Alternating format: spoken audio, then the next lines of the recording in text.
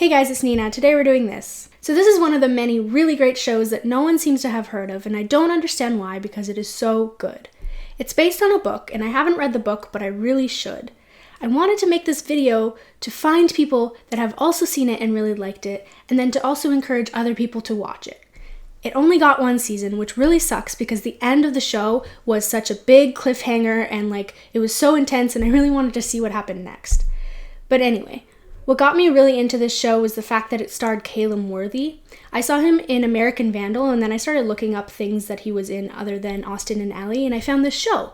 And when I started watching it, I was like, how did I not know about this show? It was totally not advertised properly. It turns out that this show had many more recognizable faces like Drew Lynch and Lisa Schwartz from YouTube, and Nathan Stewart Jarrett from Misfits. It starts off with Cassandra and Claire shopping for a dildo because Cassandra was cheated on by her ex-boyfriend Zach. The in-your-face boldness of the act really sets the tone for the rest of the show, and let me tell you, it is so entertaining. The girls then find themselves in a bar with their friend Lexi, and they down 10 shots between the three of them. As Cassie is leaving, this very nice young man comes out to bring her her jacket, and they start discussing how much of a dick Zach is. Cassie decides to kiss him right then and there. This guy's name is Owen, but I'll probably call him Des a few times because it's just something that my brain is going to revert back to. They proceed back to Cassie's house to have sex, and it turns out that Owen is not a good guy after all. He live streams their entire sexual encounter, and in a fit of rage, Cassie hits him in the back of the head with a dumbbell, just like the murderer in Elite. In her panic, she decides to tie him up, and after a few minutes of talking it through with Claire, they decide to keep him in the basement until they figure out what to do. I am so confused about the amount of random chains that they have lying around in their basement on a normal day, but I guess I'll just ignore that. While walking home from her mom's after having a really good cry, Cassie has an epiphany while staring at a park bench that is advertising education. She thinks, you know what? I'll teach him. She's gonna teach Owen to be a better dude. We're gonna teach him. 'Cause that makes sense. And thus establishes Cassandra French's finishing school for boys. Let's talk about the characters. Relax. This is gonna be fun. Cassandra's character is really difficult to explain.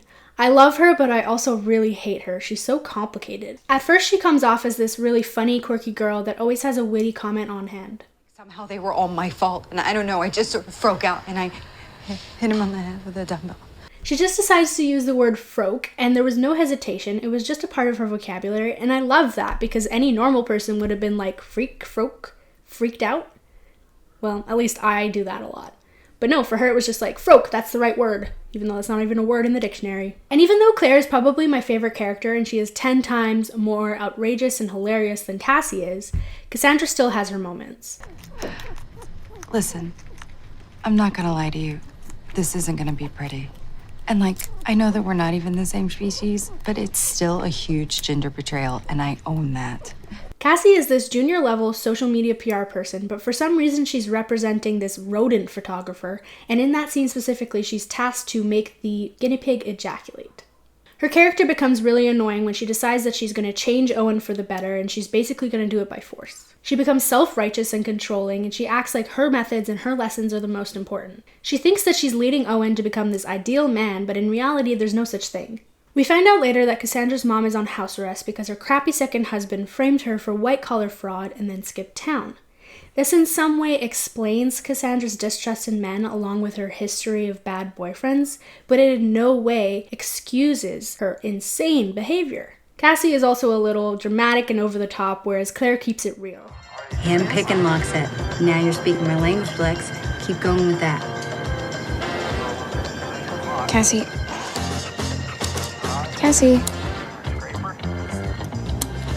just... God damn it. They sort of have this good cop, bad cop thing going on. Honesty. Don't be a fucking liar. Because you're a sneaky little devil. So, it's gonna take a while to get to the living room and into the car, but we're gonna start early and take it one step at a time. What happened to the climbers? I think they ate each other. Claire's personality is so rough around the edges and fearless. She drives this tour bus, which she basically uses as her own car. She tends to go wherever she wants with the tour bus, and then sometimes she even stops at a place that she wants to be and gets out and then leaves the tourists on the bus for a little bit. As I said before, Claire is bold and raunchy. Ow, Claire! The boy needs consequences. That's not how I want to do things. Dog shits on the floor, you whack him with a magazine, right? She is unapologetically herself. She uses dry, sarcastic humor, and I just love her wit. He's got a mom. Yeah, so does Guy Fieri. Claire, what do you got against Guy Fieri? He's just trying to showcase America. He knows what he did. It's a million tiny violations that all add up to a lifetime of unfulfilled wishes. You're scaring me. Go on. Something interesting about her character is that we find out that her dad was diagnosed with something. We don't know if he's dead or sick, but basically she's been going to these therapy sessions and then also going to the spa weekly, but nothing seems to be coming out of them, especially because she's basically sleeping with her therapist instead of being therapized. We just don't really know what happened to her dad or why she has to go to therapy because of it. There's no breakthrough ever. We really don't know what happens. Like, the season ends and we don't know why she's going to therapy, or she hasn't come out of her shell and talked about it. Anyway, she sticks by her friends no matter what crazy things they're doing, like tying a guy up, for example. She uses the finishing school to teach Des how to better please his sexual partner instead of trying to make him an inherently better person. And that's when the Schwarzenegger turns to Pacino and says, "No, you say hello to my little friend." How do we even get started talking about twins in the first place? You guys. Unfortunately, the tour is now over. If you enjoyed yourselves, my name's Omar. I'll be here all week.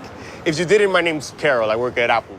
Omar is one of Claire's coworkers, and he's just great. He always seems to be saying something sad, but he's saying it in such a positive way that you don't know what to feel. Oh, we didn't have therapy in Juarez. Our therapy was hoping for the kidnappings to stop and then rejoicing when the kidnappings stop.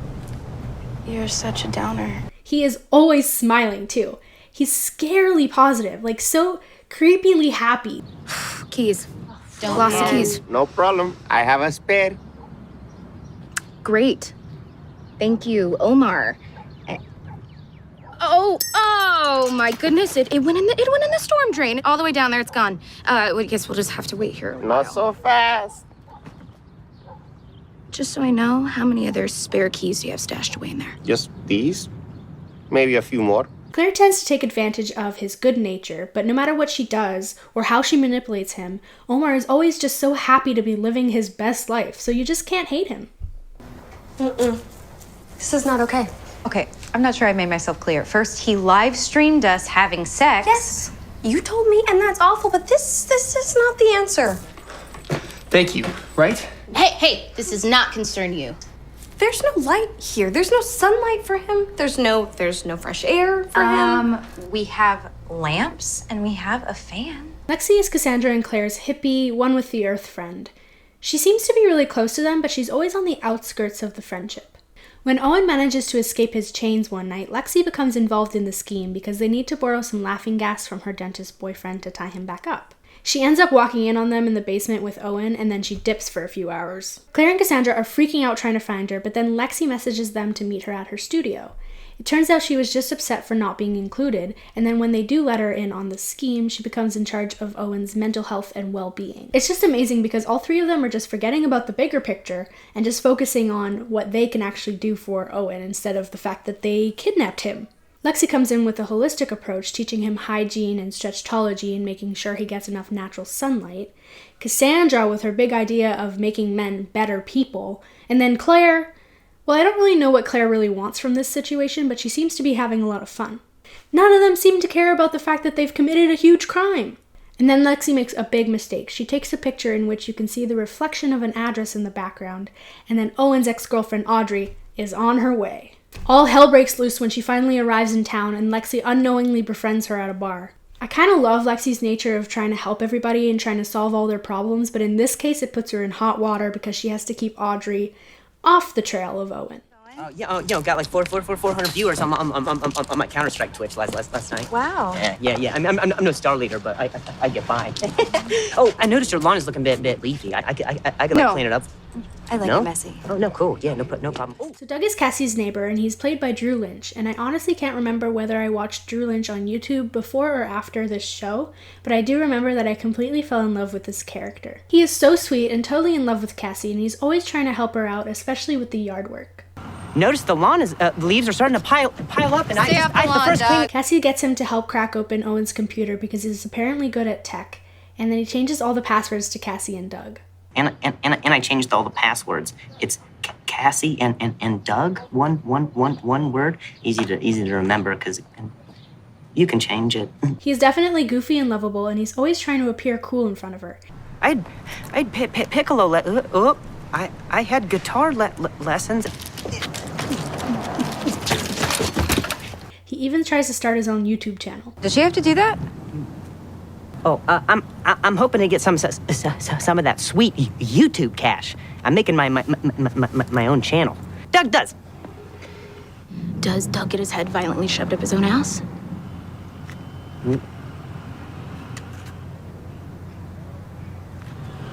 It's cool now. I think it'll definitely do well, Doug. Closer to the end of the season, Doug comes over to try to get Cassandra to write him a letter of recommendation, but because she's dealing with so much stuff, she gets frustrated and crumples it up. In her defense, she's told Doug many times to stay off of her lawn, and she's made it very clear that she's not interested in him, but Doug continues to be persistent. But how can she hurt him like this? Like, he's so innocent and cute, and it breaks my heart. I'm gonna take this, I'm gonna smooth it out, and I will write just, thank you, that's probably better.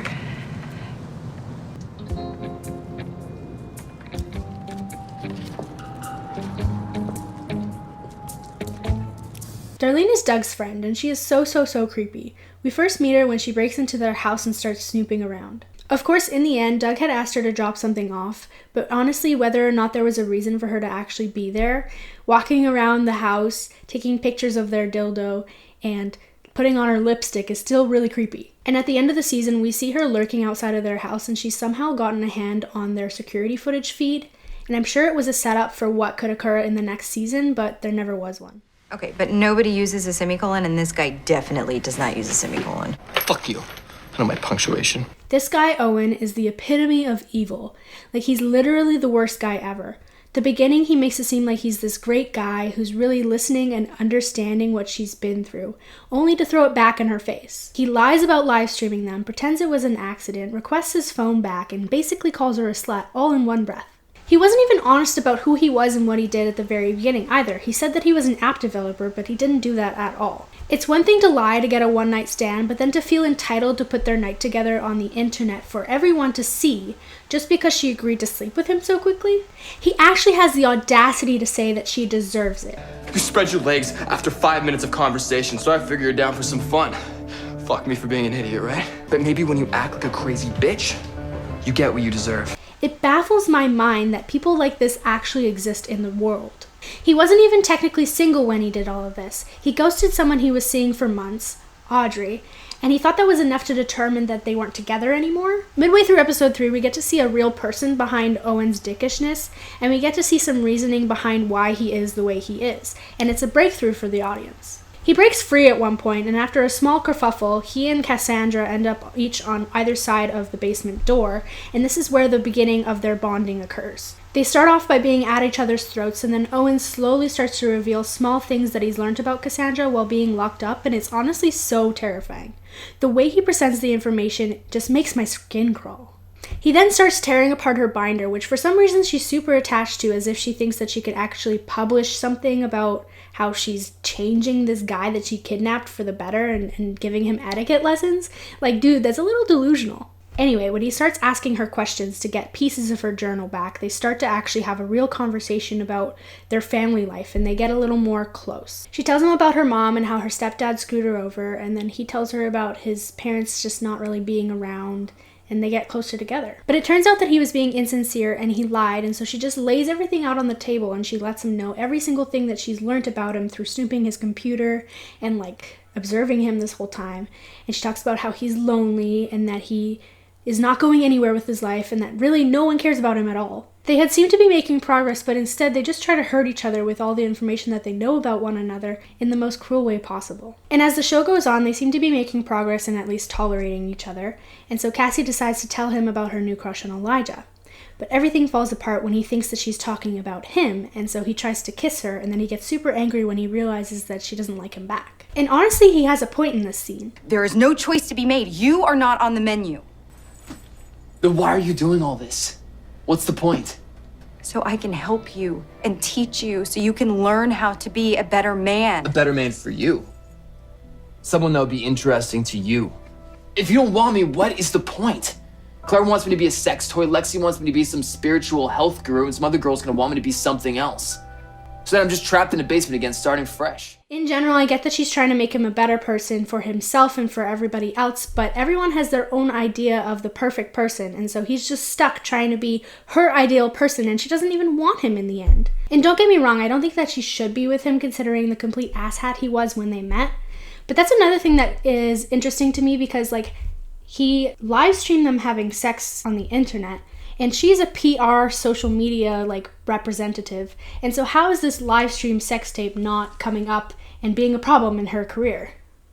But yeah, how is tying him up and forcing him to be her ideal man really helping anyone? Although he does end up being more understanding of women and more empathetic, so there is improvement there, but what a message to be sending. Anyway, because of Lexi's stretchology, Owen manages to escape one more time out of his chains by stretching out of them. He steals Doug's bike, but Doug has a tracker on his bike, so Claire and Cassandra go after him, while Lexi is still trying to take care of Audrey. In the end, Owen actually does go to meet Audrey and apologize to her instead of going to the police. And when he finds out that she's pregnant, he embraces fatherhood and he is supportive rather than running away from his problems. So he does actually learn something, but it's kind of a weird example for the show to be setting. You can't change someone. You can make improvements in someone's character, but you can't just change them completely. I mean, look at how much trouble they had to go through to change this guy. And in reality, he would just so not be worth it. Move on, there are so many better guys out there for you. Plus, maybe it was wrong. I mean, duh. And what's strange is he actually comes back to them to go back to school because he thinks that there's so much more things for him to learn to be a good father to his kid. I mean, in reality, it would make sense because of the whole Stockholm syndrome, but if that weren't a factor, it just is so unrealistic. Well, when I did Othello at the Globe, 29 people fainted during the standing ovation. The news said it was outdoor seating in the biggest heatwave of a century, but I believe it was the intensity of our performance that sent those audience members to their feet and then to the hospital. Elijah is one of Cassie's clients, an actor from England who's trying to make it big in Hollywood. He has this whole confident, on the verge of cocky demeanor, and he somehow attracts Cassandra. The first time I watched this show, I was mind blown at seeing Curtis from Misfits, and I'm not gonna lie, when I rewatched it for this video, I was mind blown twice over because I totally forgot that he was in it. Gotta love familiar faces, and this show has 4. So throughout the show, Cassie gets closer and closer to Elijah, and they start going on dates and becoming more intimate, and he seems like a great, perfect guy for Cassie. But at the same time, Cassie's boss has asked her to find him a fake celebrity girlfriend as a publicity stunt. She seems to think that the relationship between herself and Elijah is real, and that the PR relationship between him and Lisa Schwartz doesn't matter at all. But in episode 8, Elijah turns out to be another horrible person. He rudely lets her know that there's no way that he could be with her in public because it will basically lower his clout. I can't just give up everything I've been working for just so you... How do you not get how this works? Yeah, we fuck. We have a good time. What do I get out of taking this public? I have to say, though, that Cassie did in some ways overly romanticize what she had between herself and Elijah, but the way that he just shuts her down is such a dick move and so insensitive. The big twist ending to the series happens after Cassandra tells Lexi what Elijah did, and Lexi takes it upon herself to kidnap Elijah and drag him to the so-called boys' reform school that they have founded. By which I mean tie him up in their basement. And that's it, that's all we get, a massive cliffhanger ending to a really entertaining show. But honestly, it's beautiful and poetic, and even though it's wrong, it is so satisfying. It just built up so much anticipation for a second season, and so many potential ways that the storyline could go. Especially with Darlene lurking outside with their security camera footage. I'm so sad we'll never be able to get the rest of the story. Anyway, let me know down below if you've seen the show and what you thought of it. I'm so curious about how many people got to actually see this hidden gem. And if you've read the book, let me know if it's worth a read. If you have any other underrated shows that you want me to watch and talk about, please let me know because I need them. Follow me on my socials and don't forget to give this video a like and a physical thumbs up, and I'll see you guys later. And if you want to see me, subscribe.